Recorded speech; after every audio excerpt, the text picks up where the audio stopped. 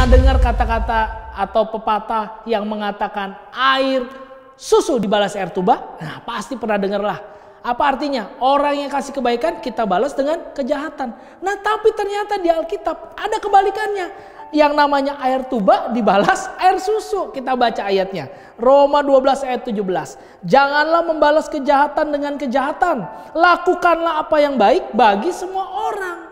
Tuhan bilang sama kita lewat Rasul Paulus kepada jemaat di Roma. Kalau orang menjahati kamu, jangan kamu balas yang jahat. Balas dengan yang baik. Itulah yang disebut dengan air tuba dibalas air susu. Pertanyaannya gini, gimana caranya saya bisa membalas orang yang jahat sama saya dengan kebaikan? Sederhana. Kalau saudara baca di dalam Roma 12 itu di ayat 1 dan 2 dikatakan apa? Berubahlah oleh pembaruan budimu.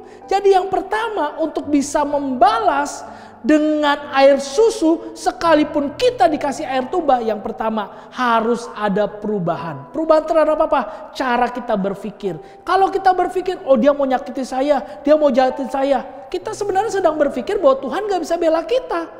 Padahal kalau kita percaya Tuhan bisa bela kita, mau orang jahatin kita, kita gak peduli. Kenapa? Karena kita tahu pembelaan Tuhan jauh lebih berkuasa daripada kejahatan orang lain. Tapi yang kedua, Roma 12 ayat 2 juga bilang, persembahkanlah tubuhmu. Artinya apa? Selain kita punya pola pikir yang berubah, pola pikir yang baru dari Tuhan, miliki juga perilaku hidup yang benar. Makanya firman Tuhan bilang, saudara, kalau ada orang yang menjahatimu, ada orang yang benci sama kamu, kamu balas dengan kebaikan. Artinya apa?